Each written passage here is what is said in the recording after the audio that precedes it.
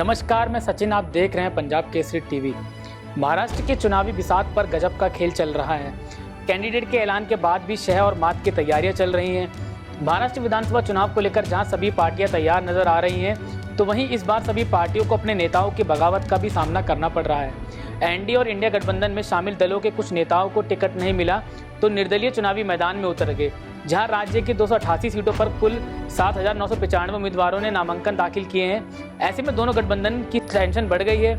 महाराष्ट्र में नामांकन तो खत्म हुआ, लेकिन अब बागियों की बगावत का नया झमेला शुरू हो गया है। महाराष्ट्र चुनावों से पहले बागियों की बगावत के सुर तेज नजर आ रहे हैं। आइए समझते हैं कि कैसे महाराष्ट्र के बिसात पर गजब का खेल चल रहा है। दरअसल महाराष्ट्र विधानसभा चुनाव में नामांकन की तारीख खत्म हो गई है। राज्य की कुल 288 सीटों पर कुल 7,995 उम्मीदवारों ने नामांकन दाखिल किए। महाराष्ट्र में इस बार सभी दलों को अपने कुछ नेताओं की बगावत का सामना करना पड़ रहा है। एनडीए और इंडिया गठबंधन में शामिल दलों के कुछ नेताओं को टिकट नहीं मिला तो निर्दलीय चुनाव मैदान में उतर गए हैं। इसके चलते स्थिति यह हो गई है कि बीजेपी के खिलाफ शिंदे की शिवसेना का बागी मैदान में है, तो वहीं एनसीपी के खिलाफ बीजेपी का बागी मैदान में उतर गया है।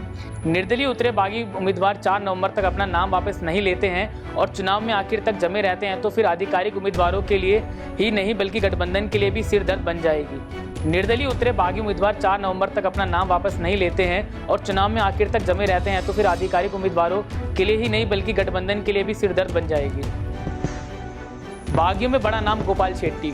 बीजेपी से जिन बागियों ने अपना नामांकन दाखिल किया है उसमें से एक बड़ा नाम गोपाल शेट्टी का है। गोपाल 2 बार के विधायक और मुंबई में सांसद रहे हैं। उन्होंने मुंबई की बोरीवली विधानसभा क्षेत्र में पार्टी के आधिकारिक उम्मीदवार संजय उपाध्याय के खिलाफ स्वतंत्र उम्मीदवार के रूप में अपना नामांकन दाखिल किया है। इस तरह बीजेपी के बाला भोगड़े को भी टिकट नहीं मिला तो निर्दलीय मैदान में उतर गए हैं।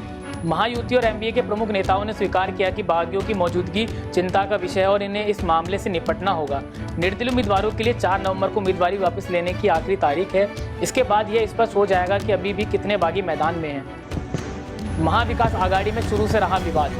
कौन कितनी सीटों पर चुनाव लड़ेगा, इस पर पखवाड़े भर से चल रहा असमंजस लगभग खत्म हो गया है, लेकिन कई दौर की बातचीत के बावजूद महायुति ने सीट बंटवारे के अपने फॉर्मूले को पूरी तरह से गुप्त रखा, जबकि एमवीए का फॉर्मूला सार्वजनिक रूप से बदलता रहा। शुरू में यह प्रस्ताव था कि कांग्रेस 103 सीटों पर, यूबीटी शिवसेना 90 सीटों पर और एनसीपी 85 सीटों पर चुनाव लड़ेगी। बाद में यूबीटी शिवसेना सांसद संजय राउत ने 85 सीटों का फॉर्मूला प्रस्तावित किया और चूंकि इस पर कोई सहमति नहीं बन पाई, इसलिए कांग्रेस विधायक दल के नेता बाला साहेब थोराट ने नया फॉर्मूला प्रस्तावित किया, जिसमें एमवीए के सभी घटक 90 सीटों पर चुनाव लड़ेंगे। यदि बागी चुनाव मैदान में डटे रहते हैं तो वे आधिकारिक उम्मीदवारों के लिए महत्वपूर्ण चुनौती पैदा करेंगे। इतना ही नहीं, वे महायुति और एमवीए के चुनावी गणित को बिगाड़ने का काम करेंगे।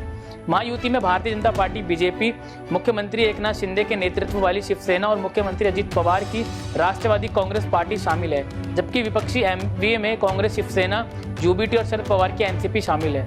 महायुति में 284 प्रत्याशियों ने नामांकन कराया है। बीजेपी, शिवसेना 80 और अजित पवार की एनसीपी से 62 प्रत्याशी हैं, जिसमें छोटे सहयोगी भी शामिल हैं। दोनों गठबंधनों ने कहा कि राज्य के विभिन्न हिस्सों से जानकारी आने के बाद शेष सीटों का हिसाब लगाया जाएगा। बहरहाल महाराष्ट्र विधानसभा चुनावों में बागियों की बढ़ती संख्या महायुति और महाविकास आघाड़ी के लिए गंभीर समस्या बन गई है।